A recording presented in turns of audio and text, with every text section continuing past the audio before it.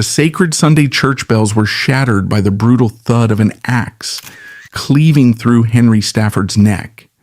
The condemned aristocrat wept, desperately begging for a final audience with the king. Instead, he received only a cold, immediate death sentence. Shedding his blood on All Souls' Day was a supreme sacrilege, proving the crown's ruthless hatred.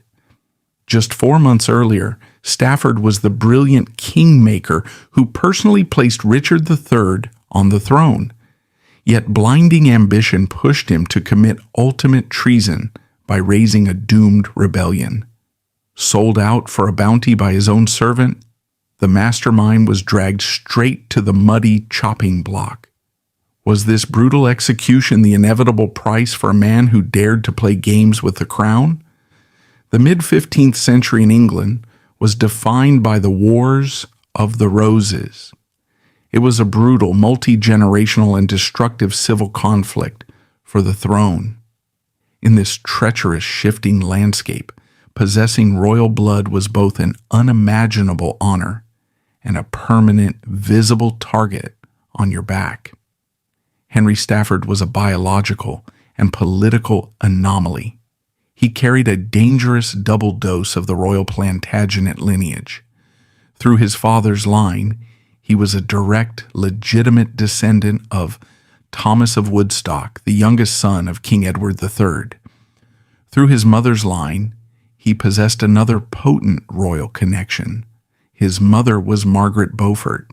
It is vital to pause and clarify a frequent historical confusion regarding this specific name.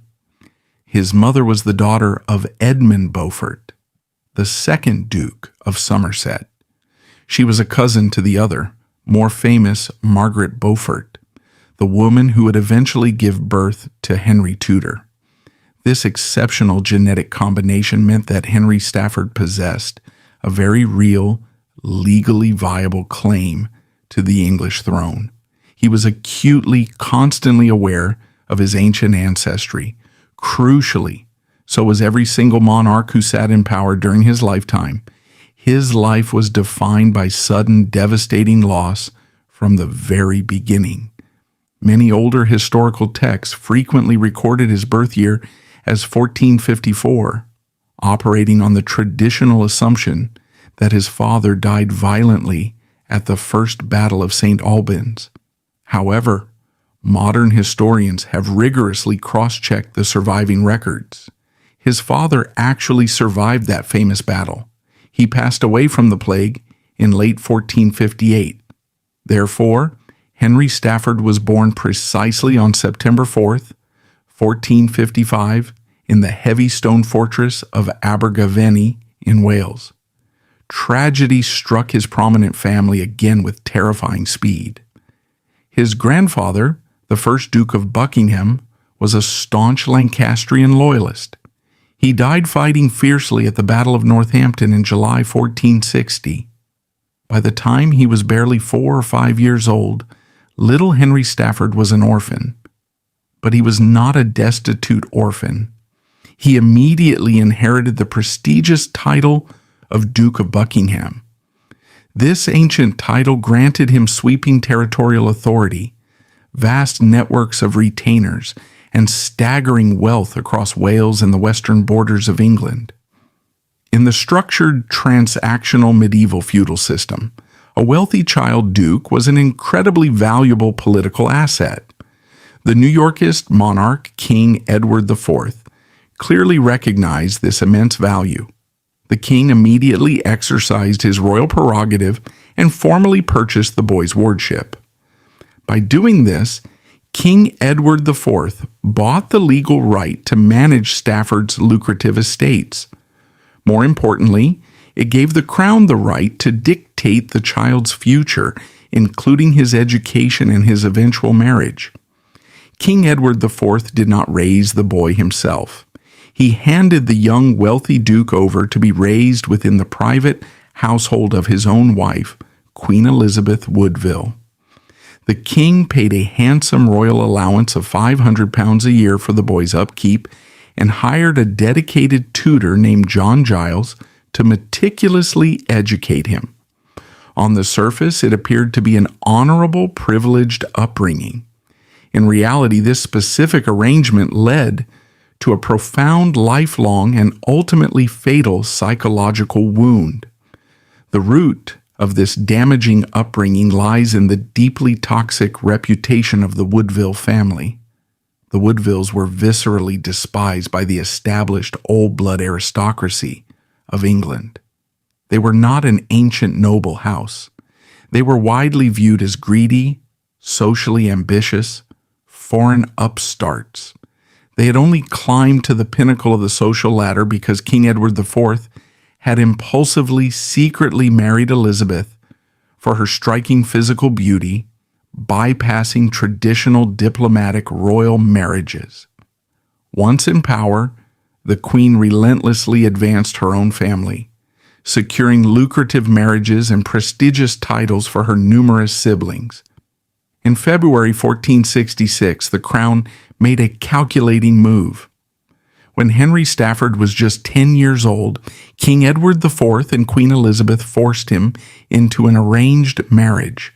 He was wed to Catherine Woodville, the Queen's own younger sister, who was roughly 8 years old at the time.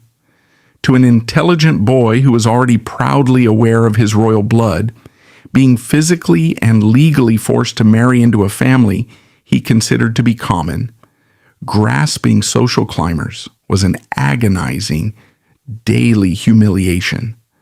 Stafford felt he was not being treated as a premier duke of the realm. He felt he was being treated as a simple financial commodity, used to elevate and enrich the Queen's relatives. This forced, loveless childhood marriage planted a dark seed of visceral, bone-deep hatred toward the entire Woodville faction. It was a hatred that he would quietly nurture for over a decade. As Henry Stafford physically grew into adulthood, his brilliant, calculating mind sharpened. King Edward IV, an experienced and ruthless survivor of the civil wars, watched the young duke very closely. The king perfectly understood the severe danger of Stafford's royal lineage. He recognized the young man's immense pride and his simmering, visible resentment. King Edward IV adopted a policy of strict, deliberate political containment. The king offered Stafford superficial honors to keep him placated.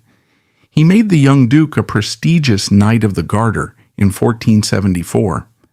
But King Edward IV carefully, systematically excluded Henry Stafford from holding any core, functional political or military offices within the state. Stafford was given no royal armies to command. He was given no major diplomatic missions. He was shut out of the inner circle of government. The only notable public role he was ever granted by the king was intentionally insulting. In 1478, King Edward IV appointed the young Duke of Buckingham to the position of High Steward. It was not a role of actual governance. It was a role granted for one singular, grim, and political purpose. Stafford was ordered to publicly read the formal, legally binding death sentence of the king's own treasonous brother, George, Duke of Clarence. Stafford was not a trusted advisor. He was merely being used as a high-ranking ceremonial prop to legitimize the king's familial bloodshed. Deeply frustrated, sidelined, and burning with unfulfilled ambition, Henry Stafford turned his back on the royal court.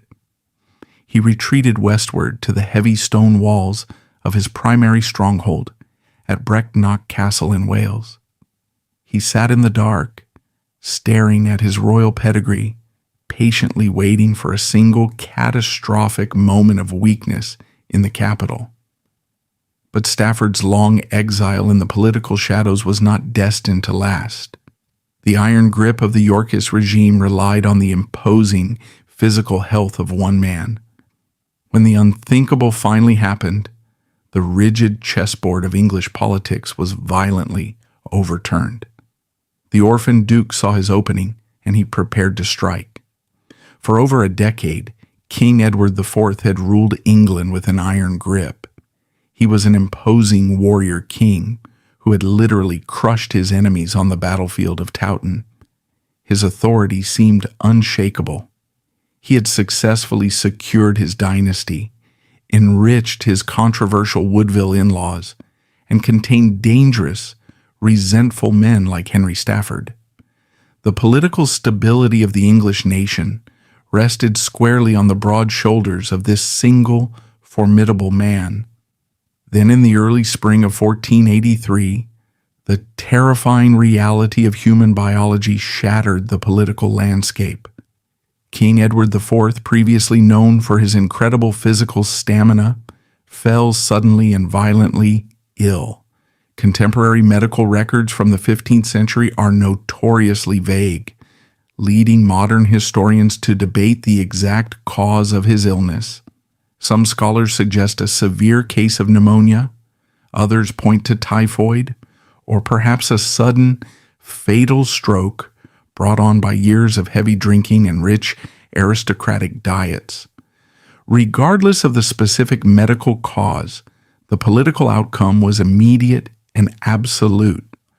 On April 9, 1483, King Edward IV died in his chambers at Westminster. He was only 40 years old. In an instant, the stabilizing anchor of the English state simply vanished. The crown passed to his eldest son, Edward V, but the new King of England was only 12 years old. In the ruthless, heavily armed world of the 15th century, a boy king was not a stabilizing force. He was a vulnerable political prize. The news of the king's sudden death rippled out from London like a shock wave. It fundamentally, instantly changed the destiny of Henry Stafford. Stafford was sitting in his heavy stone fortress at Brecknock Castle in Wales. When the breathless messengers arrived in Wales with the news of the king's death, Stafford realized his decade of quiet, humiliated waiting was officially over. He had been forced to watch the Queen's relatives, a family he viewed as nothing more than ambitious interlopers, monopolize the wealth of the state, because the new 12-year-old king was the biological son of Elizabeth Woodville. The Queen and her armed faction fully intended to physically control the boy and rule England as an exclusive regency council, bypassing the established nobility.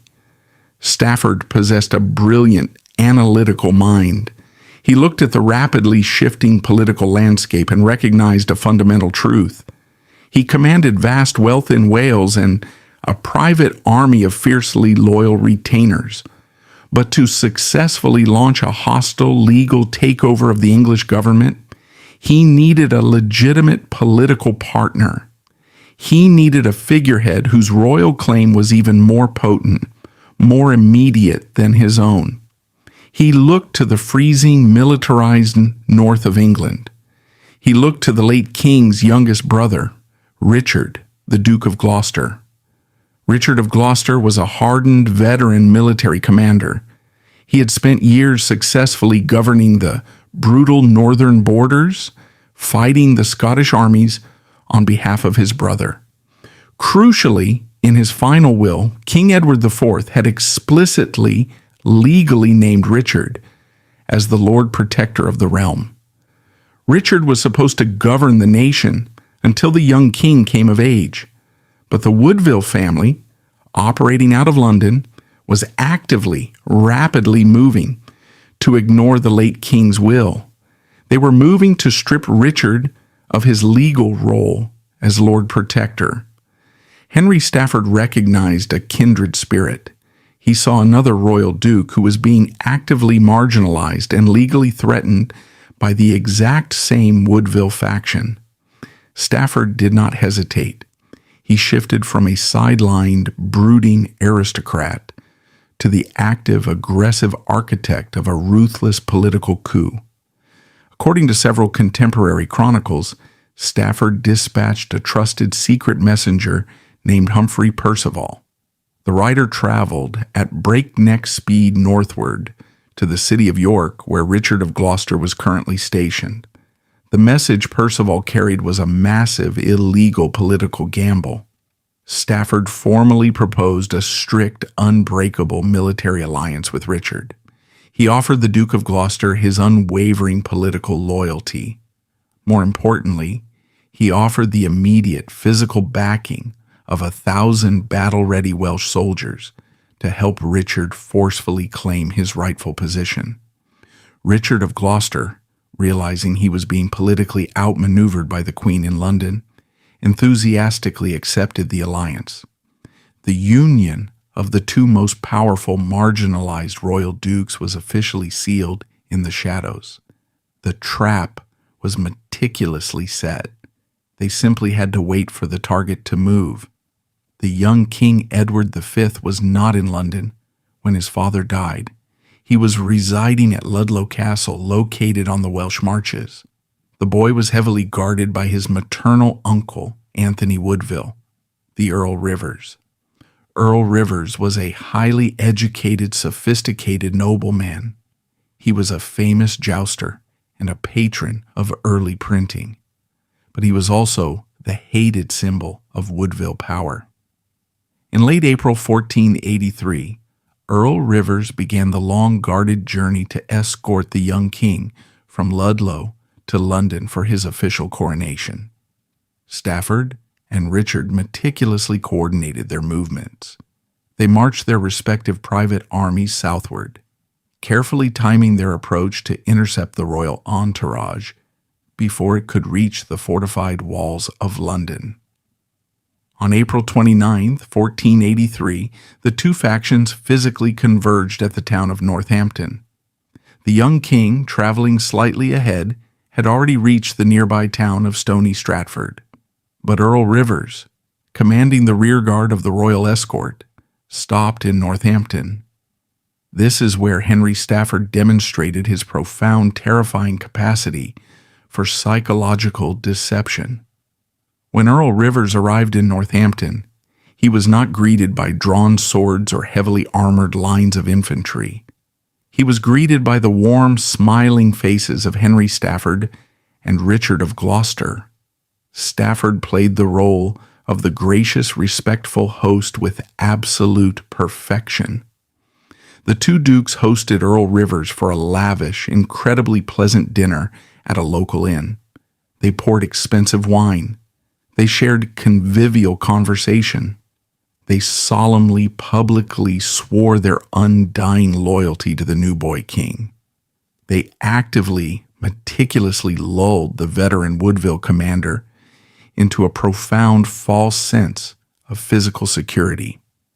Earl Rivers, believing he had successfully navigated a tense diplomatic encounter, went to his bedchamber that night completely off his guard.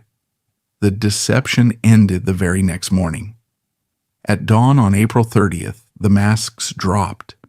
The political pleasantries evaporated. When Earl Rivers awoke and attempted to leave his inn, he found the doors barred. The building was surrounded by armed soldiers loyal to Stafford and Richard. The two dukes marched into his chambers. Without a formal warrant, without a trial, and bypassing the legal authority of the crown, they abruptly, violently arrested Anthony Woodville. The Woodville faction had just been decapitated, but the coup was only half finished. They still needed to physically secure the most valuable political asset in the kingdom, the king himself. Stafford and Richard immediately mounted their war horses. They left Rivers under heavy guard and rode at breakneck speed toward the neighboring town of Stony Stratford. They arrived with overwhelming military force, bypassing the rigid protocols of approaching the sovereign. Forcing their way into the young king's presence, the two dukes immediately dropped to their knees, declaring their loyalty. Yet their actions were an act of undeniable military aggression. They claimed, without physical proof, that they had uncovered a dangerous Woodville plot designed to assassinate Richard of Gloucester. They informed the terrified boy king that they were taking over his physical protection for the good of the realm, surrounded by heavily armored men. Before the young king could adequately process the shock, Stafford moved to dismantle the remaining Woodville loyalists in the royal escort. Through a sudden, overwhelming display of drawn swords and armed retainers, Stafford's men physically disarmed the king's 2,000 royal guards. The royal escort, lacking their primary commander and outmaneuvered, surrendered without a single drop of blood being spilled. Stafford then turned his attention to the king's most intimate, immediate companions.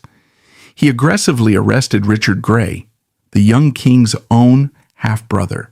He then arrested Sir Thomas Vaughan, the elderly respected chamberlain who had personally cared for the prince since he was a toddler. The young King Edward V reportedly wept openly. He frantically, desperately protested the violent arrest of his family members and his beloved servants. But his royal tears meant nothing to Henry Stafford. The King of England was physically powerless. The boy was effectively taken hostage by his own nobility. In a matter of 24 incredibly tense, calculated hours, the political reality of England had been rewritten. Henry Stafford had successfully executed one of the most brilliant, bloodless, and ruthless political coups in the history of the British monarchy. He had dismantled the hated Woodville faction that had humiliated him in his youth. He had successfully secured the physical body of the king. He had placed Richard of Gloucester in the ultimate position of legal power as Lord Protector. The trap at Stony Stratford had worked perfectly, without a single drop of blood being spilled, but capturing a boy king was not enough to permanently secure the throne. A massive, immovable loyalist stood directly in their path. The bloodless coup was about to turn unimaginably violent. A room meticulously designed for the highest refined statesmanship in the realm, the Royal Council Chamber inside the heavily fortified Tower of London, became the epicenter of a chilling transition. The walls were draped in rich, vibrant tapestries. The greatest legal minds, the senior bishops, and the veteran political operators in England sat calmly around a heavy oak table, quietly discussing the upcoming coronation of a 12-year-old boy. It was a portrait of civilized legal order. Yet just outside that very room, the cold cobblestones of the Tower courtyard bore witness to a chaotic, aggressive mob of heavily armored guards screaming in a sudden frenzy. In the center of the violence, an elderly, respected statesman was brutally dragged by his velvet collar. He was forcefully thrown to his knees in the dirt. He was not offered a priest. He was not offered a formal block. His head was violently forced down onto a discarded rough piece of construction timber. With a single brutal swing of a broadsword, the rule of law in England was irreversibly severed. How does a government transition from quiet diplomatic debate to state-sanctioned murder in a matter of seconds? The answer lies in the cold, terrifying political calculus of Henry Stafford, the Duke of Buckingham, and the realization that their bloodless coup had reached a fatal, immovable roadblock. The sheer, extrajudicial horror of June 13, 1483, was rooted directly in the unstable political reality following the Stony Stratford ambush. Henry Stafford and Richard, the Duke of Gloucester, had successfully neutralized the hated Woodville family and physically secured the young King Edward V. They had escorted the boy into the capital, ostensibly to prepare for his royal coronation, and placed him in the traditional royal apartments within the Tower of London.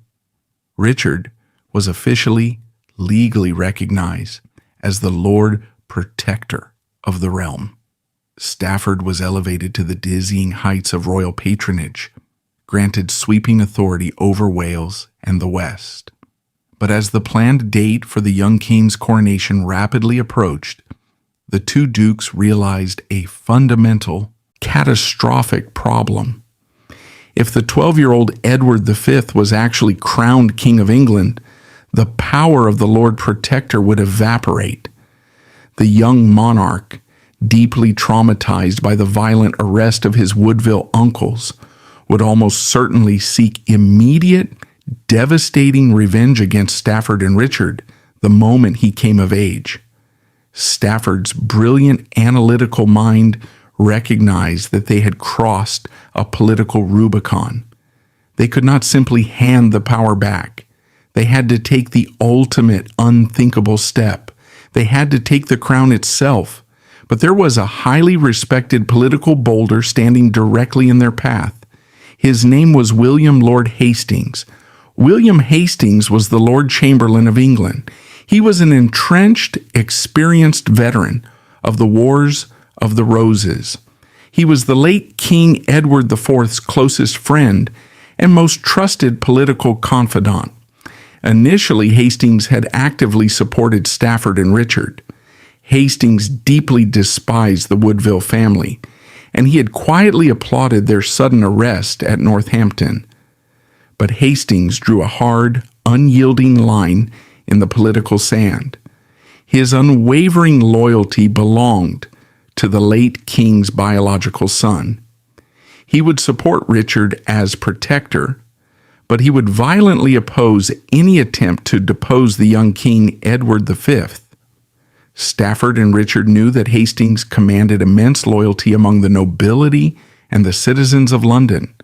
They knew that if they attempted to usurp the throne legally, Hastings would stand in Parliament and entirely block their path. He could not be bribed. He could not be legally removed. Therefore, the Kingmaker decided he had to be physically, permanently eradicated. On the morning of Friday, June 13, 1483, a formal meeting of the Royal Council was convened within the White Tower. Lord Hastings arrived feeling completely secure. He took his seat at the heavy oak table alongside the Bishop of Ely, the Archbishop of York, and Lord Stanley.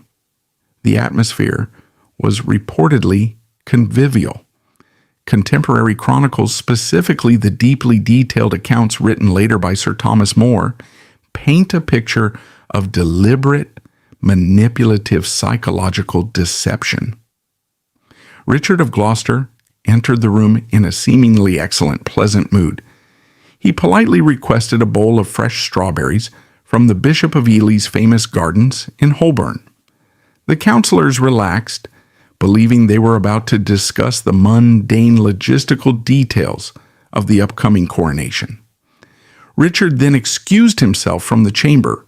When he returned a short time later, the political mask had been violently discarded.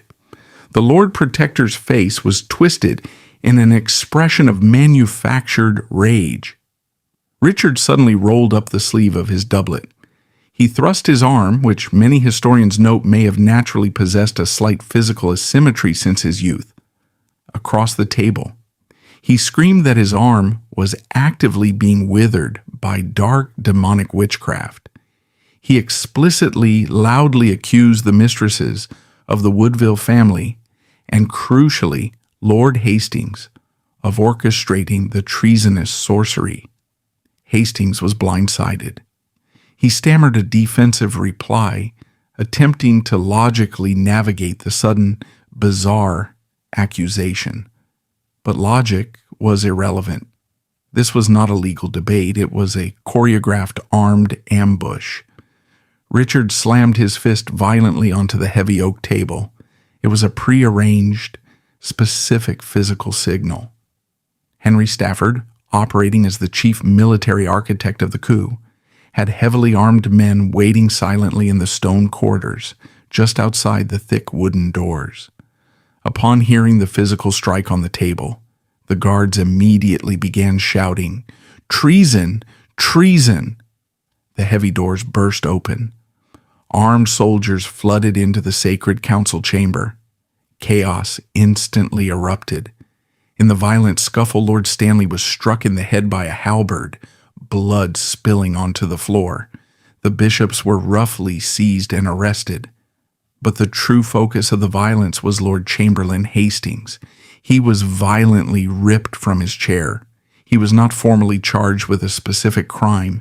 He was not granted the ancient sacred right established by the Magna Carta to stand trial before a jury of his aristocratic peers.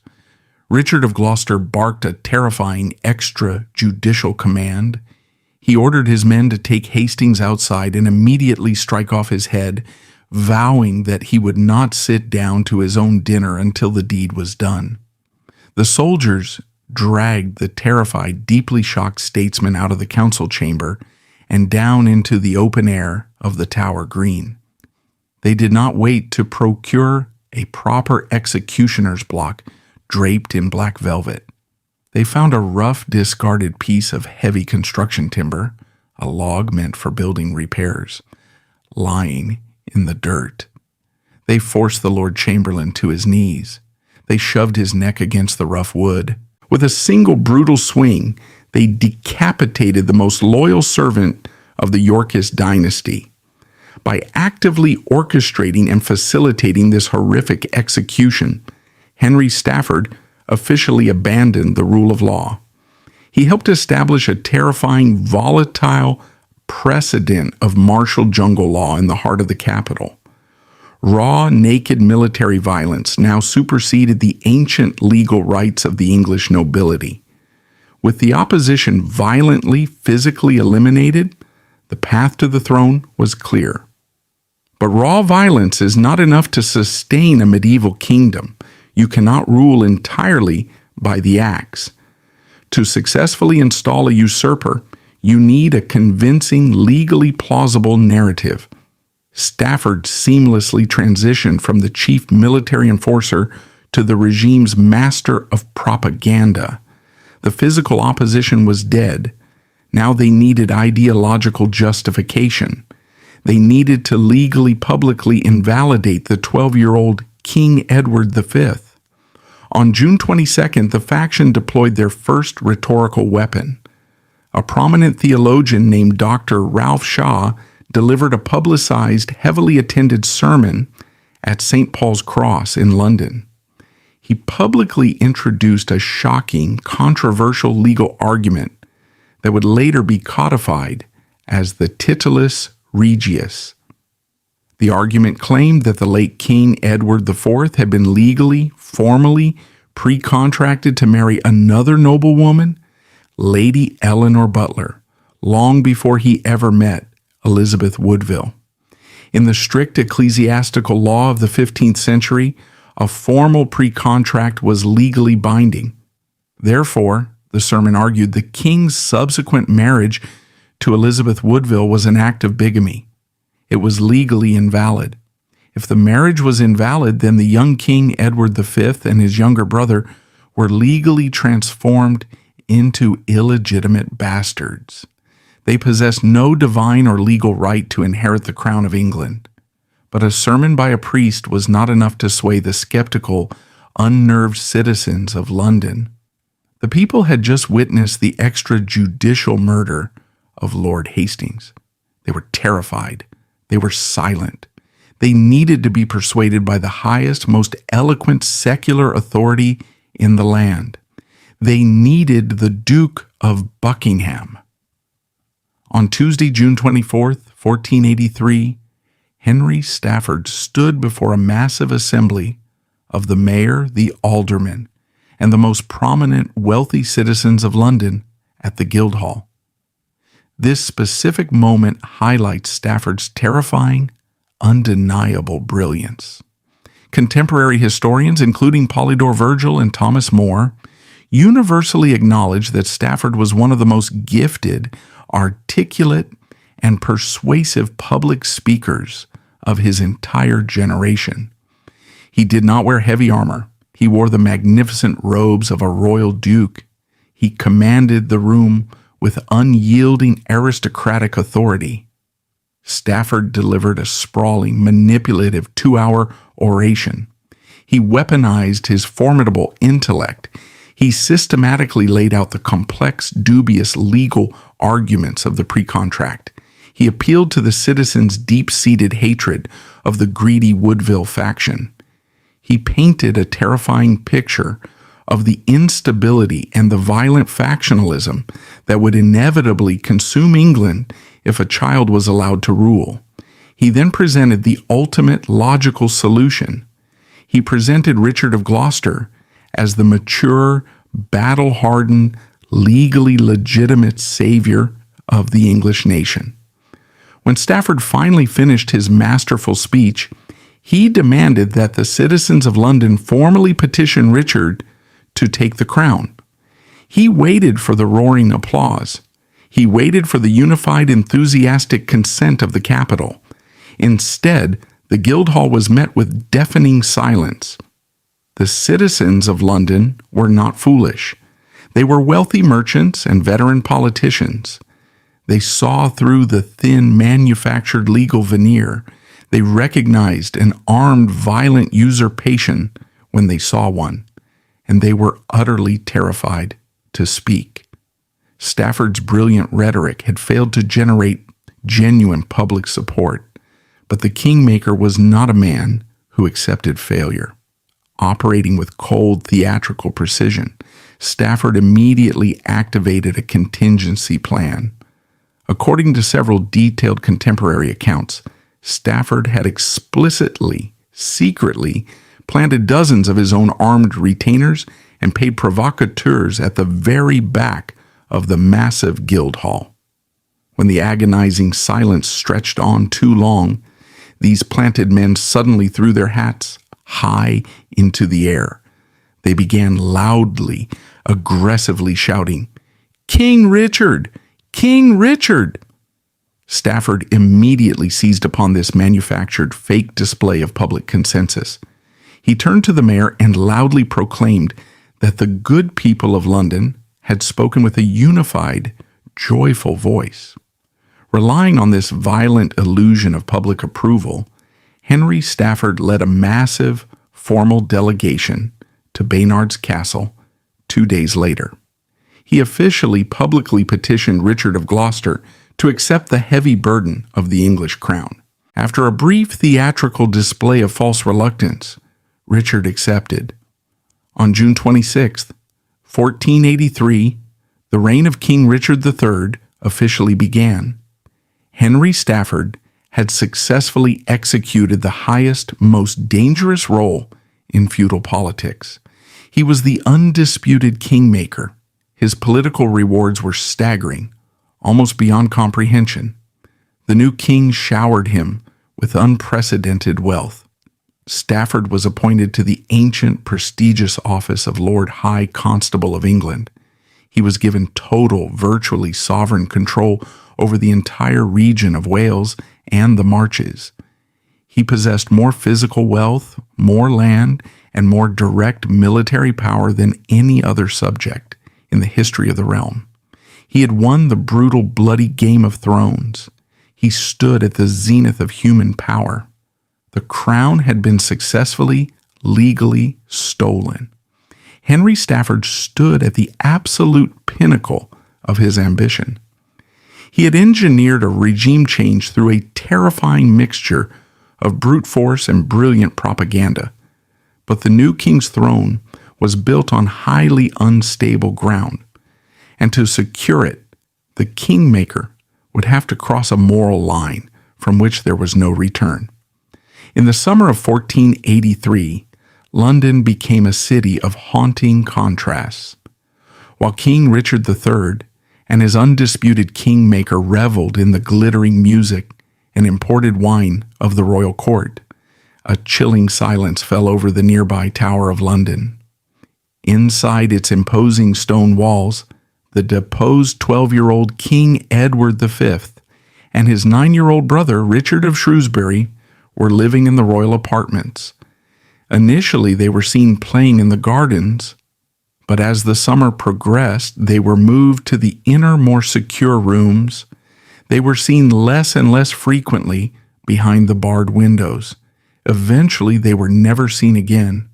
The triumphant establishment of a new royal regime had directly spawned the darkest, most enduring murder mystery in English history.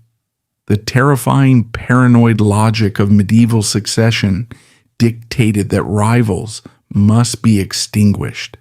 And to understand the true depth of this tragedy, we must closely examine the highly suspicious, deeply debated role of the Kingmaker himself.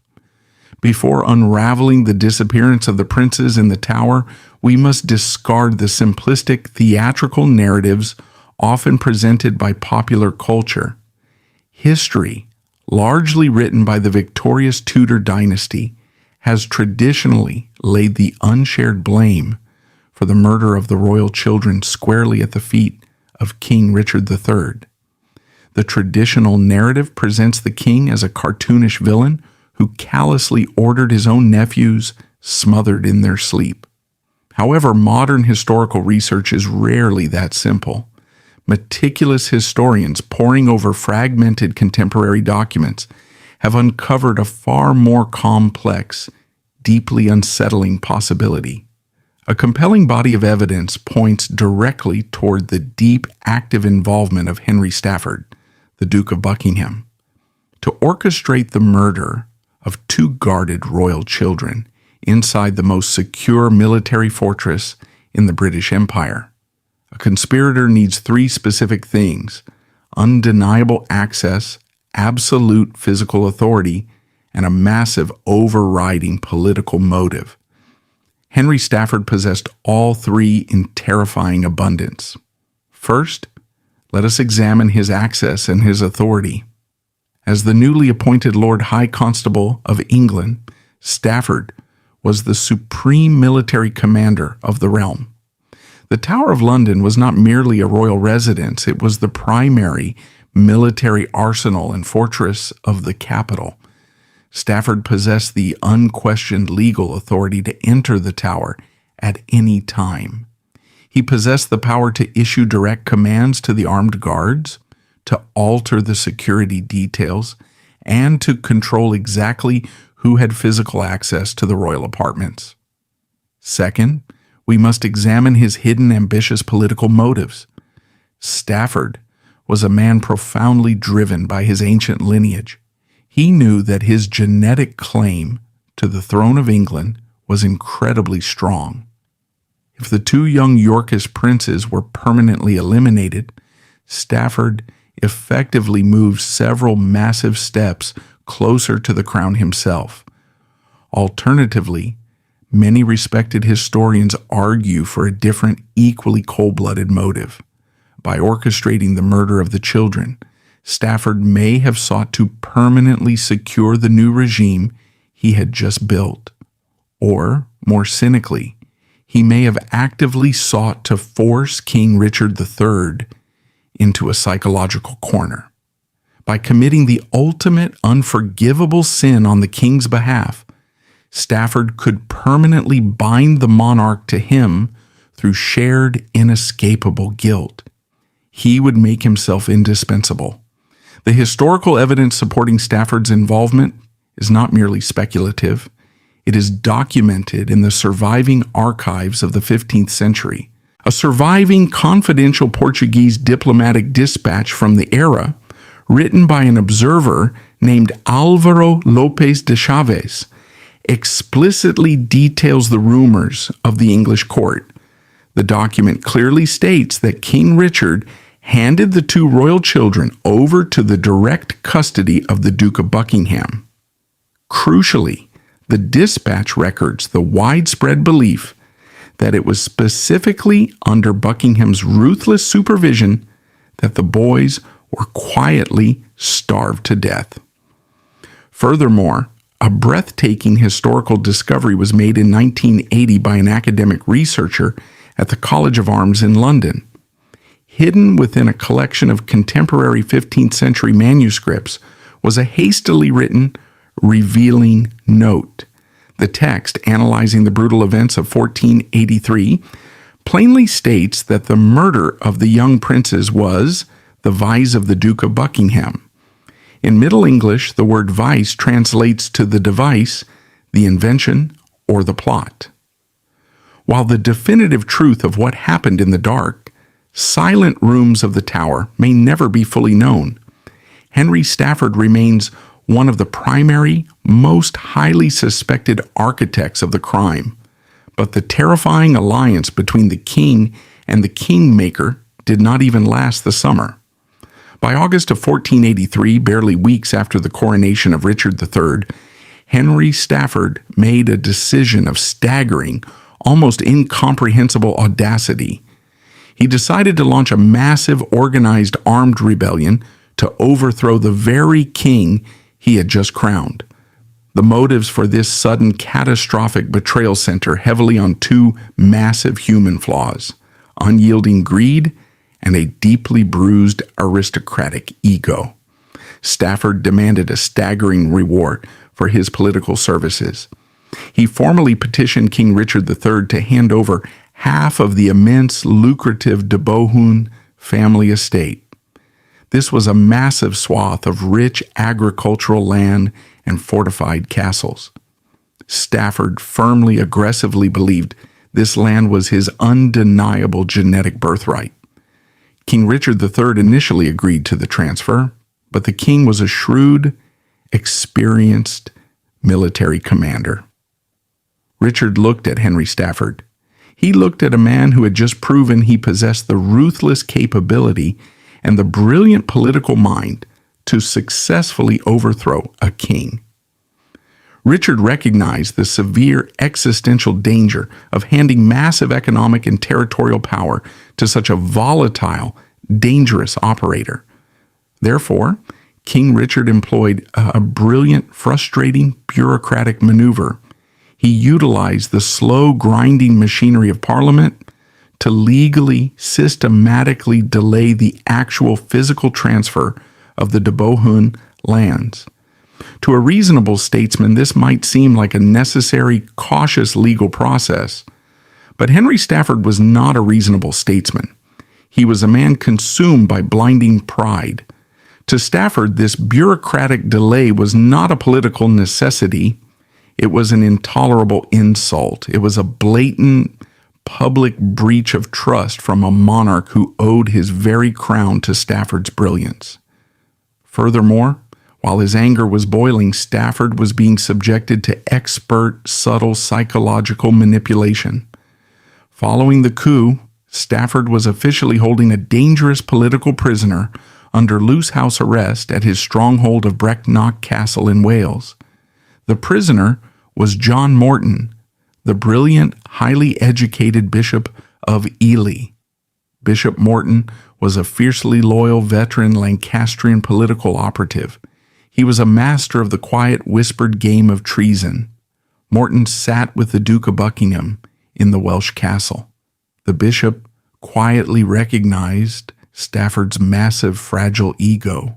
Slowly, carefully, and with absolute precision, Morton began to feed Stafford's grievances. The bishop actively stoked the Duke's fiery anger over the delayed de Bohun lands. Morton whispered terrifying, logical warnings into Stafford's ear. He warned the Duke that King Richard was deeply paranoid. He argued that a king who was perfectly willing to usurp and potentially murder his own nephews would inevitably and violently turn on his most powerful, dangerous ally. Blinded by his own towering ambition and deeply manipulated by the bishop, Stafford made a hypocritical, lethal move. He formed a secret military alliance with his former bitterest enemies. He aligned himself with the shattered remnants of the Woodville faction, and crucially, he aligned himself with his relative Margaret Beaufort, the fiercely intelligent mother of the exiled Henry Tudor. Their unified, heavily armed objective was absolute. They intended to launch a coordinated uprising across England. They intended to completely overthrow King Richard III. They planned to bring Henry Tudor across the English Channel, marry him to the late King Edward's daughter, Elizabeth of York, and place him on the throne. And Henry Stafford, the eternal Kingmaker, fully intended to secure his own permanent position as the indispensable heavily armed power behind the new Tudor crown. In October 1483, the Great Rebellion was officially launched. Henry Stafford raised a substantial, highly trained army of retainers in the valleys of Wales. He unfurled his banners. He armored his war horses. He began marching his massive forces steadily eastward, intending to cross into England, join forces with the southern uprisings, and completely crush the royal armies of King Richard III. However, the brilliant, calculated military uprising of the Duke of Buckingham was devastatingly dismantled before he could fight a single, meaningful battle. It was not destroyed by the brilliant tactics of King Richard. It was not destroyed by a sudden betrayal in the ranks. It was destroyed completely by the raw, unstoppable power of nature. As Stafford's heavily armored army marched toward the vital crossing points of the English border, a severe, entirely unprecedented weather system hit the region. It brought 10 relentless, terrifying days of continuous torrential rain. The massive deluge saturated the earth.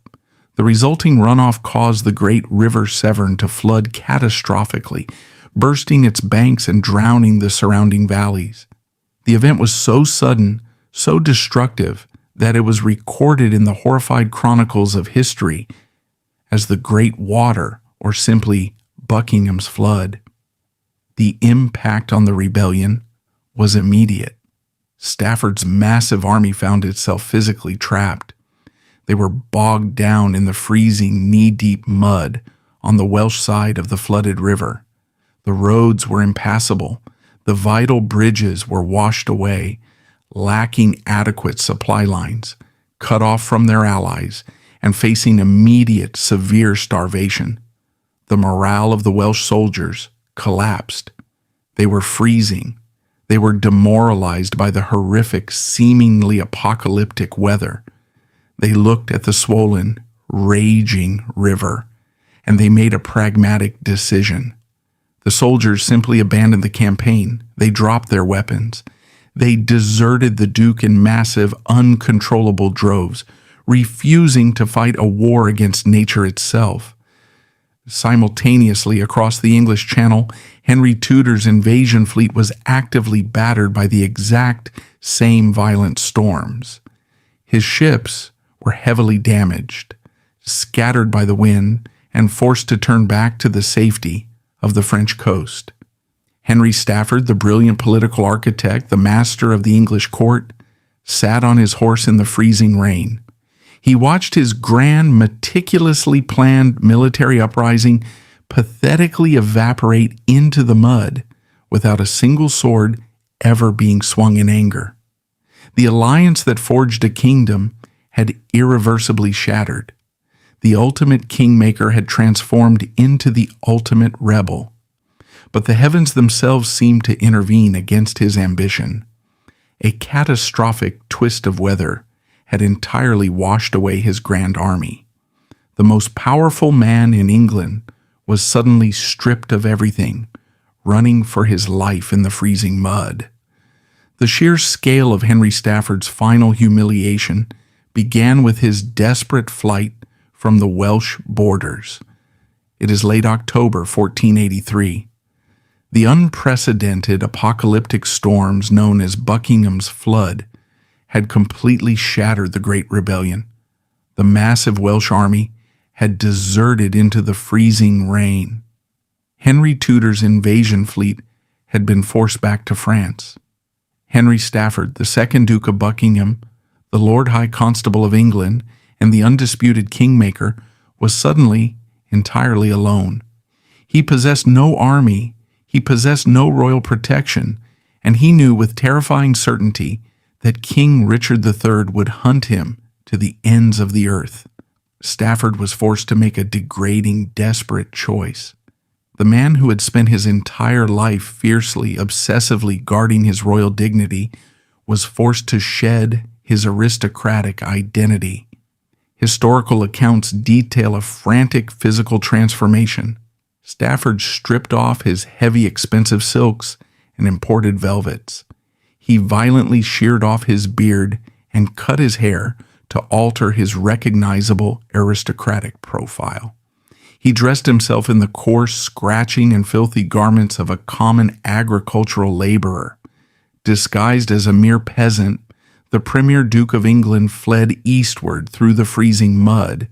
He sought absolute secrecy and physical sanctuary. He rode desperately toward the county of Shropshire. His destination was the rural estate of Lacan Hall, located near the town of Wem. This specific location was not chosen at random.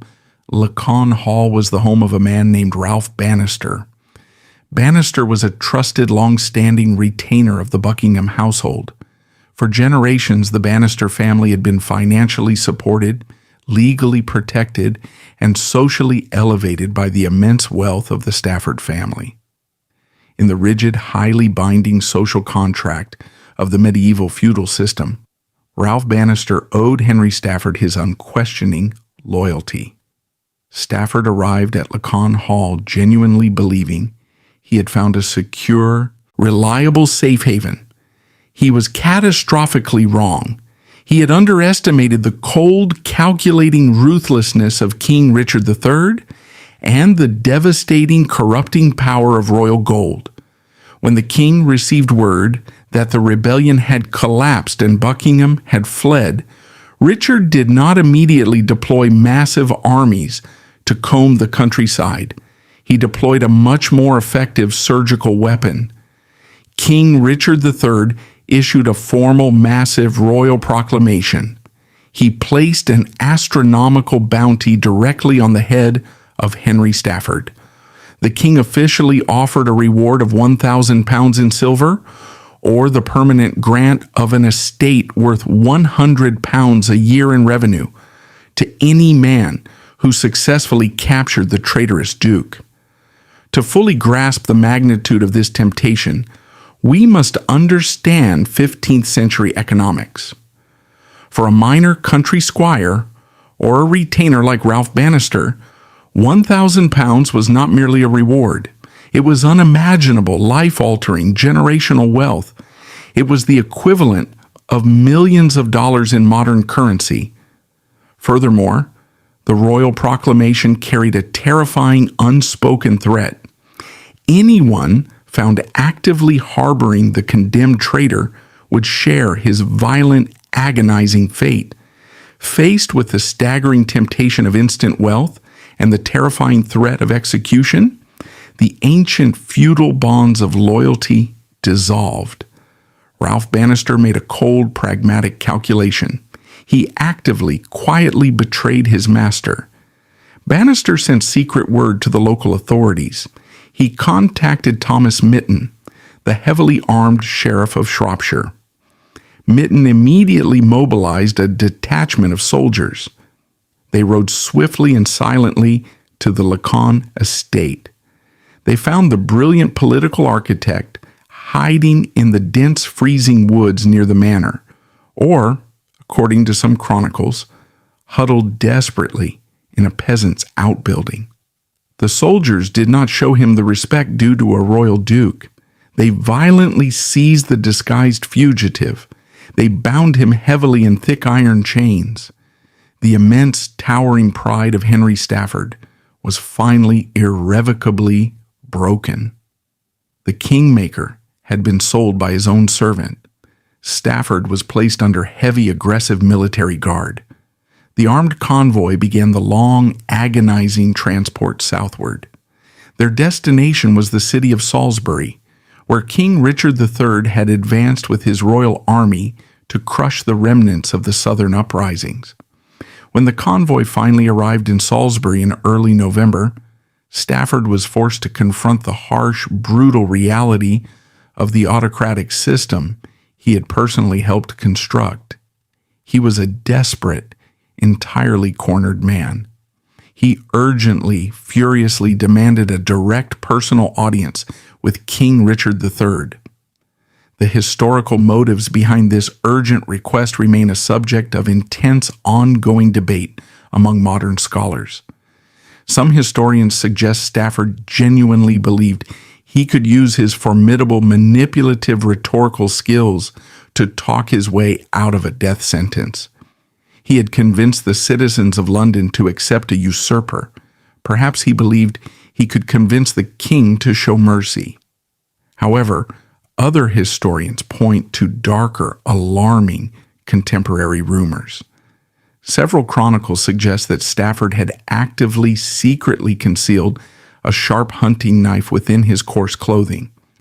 According to these accounts, the Duke fully intended to secure the audience, step close to the monarch, and violently assassinate King Richard III in a final suicidal act of political defiance. Regardless of Stafford's true internal motives, the outcome was absolute. King Richard III was a hardened veteran military commander. He was deeply intelligent, and he was currently consumed by a profound, furious paranoia. He flatly, coldly refused to see the man who had placed the crown upon his head. The king formally, officially denied the audience. More importantly, Richard III completely denied Stafford the fundamental legal rights guaranteed to his noble rank. The fate of Henry Stafford stands in terrifying defiance of the Magna Carta. That sacred parchment guaranteed that no premier duke could be stripped of his life without a formal trial before his peers. Yet the very architect of the royal regime now found himself shivering in a freezing, muddy marketplace, heavily bound in iron chains, and explicitly denied a judge or jury. The highest-ranking nobleman in the country was completely unprotected by the laws he had helped enforce. King Richard III invoked strict, highly lethal martial law. The king utilized the sweeping extrajudicial powers of the Vice Constable of England, an office currently held by Sir Ralph Ashton. The historical irony of this specific moment is profound, terrifying, and deeply poetic. Stafford was formally declared a traitor by absolute royal decree. The death sentence was signed. The execution was specifically ordered for Sunday, November 2nd, 1483. This specific date carries massive, profound historical and theological weight. In the deeply religious calendar of 15th century Catholicism, November 2nd was All Souls' Day. It was a sacred, highly solemn day explicitly dedicated to remembering the dead and praying for souls in purgatory.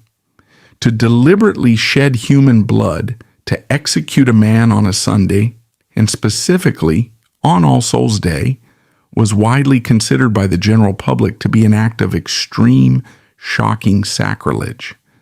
The fact that King Richard III actively forced the executioner to proceed on this specific holy day demonstrated a terrifying reality to the English public. It proved that the king's personal paranoia, his blinding wrath, and his need for absolute control superseded the ancient laws of God and the traditions of the church. There was no royal dignity afforded to the Duke in his final moments. He was not granted a quiet private execution within the secure, respectful walls of a castle courtyard. He was violently dragged out into the absolute center of the filthy, muddy public marketplace in Salisbury, situated roughly in the dirt between the Blue Boar and the Saracen's Head Inns. Before the mocking eyes of the gathered common people, the Kingmaker was forced to his knees. The local authorities, rushing the illegal execution, did not bother with a velvet-draped block. They simply procured a rough piece of solid oak, likely a chopping block hastily borrowed from a local butcher. Stafford was forced to lay his neck across the splintered, blood-stained wood. The exact same martial jungle law he had utilized to murder his political rivals was now applied directly to his own neck. The executioner raised a heavy axe. With a single brutal swing, the life of the brilliant, incredibly dangerous political mastermind was permanently ended. The brutal execution of Henry Stafford sent terrifying shockwaves through the entire English political establishment. The sheer, undeniable illegality of the act, combined with its sacrilegious timing, deeply horrified the established nobility. It demonstrated with bloody clarity that under the regime of King Richard III, no one, not even the man who had engineered the regime itself, was safe from sudden extrajudicial murder. This terrifying environment of fear did not crush the opposition. Instead, it actively pushed the fractured, terrified nobility to unite firmly behind a single exiled figure. They threw their absolute support behind Henry Tudor. Just 2 years later, in the summer of 1485, Tudor would cross the English Channel with a mercenary army. He would successfully defeat and kill King Richard III in the brutal mud of the Battle of Bosworth Field, permanently ending the Plantagenet dynasty and establishing the Tudor era. As for Henry Stafford, his complex, violent legacy is largely overshadowed by the regime he helped create. He was a man entirely defined by his ancient royal blood, his calculating intellect, and his deep-seated toxic resentments. He genuinely, arrogantly believed that his political brilliance allowed him to stand completely above the law. He believed he could safely manipulate the violent, grinding machinery of a nation without ever being caught in the gears. But the muddy marketplace in Salisbury serves as his ultimate stark historical lesson.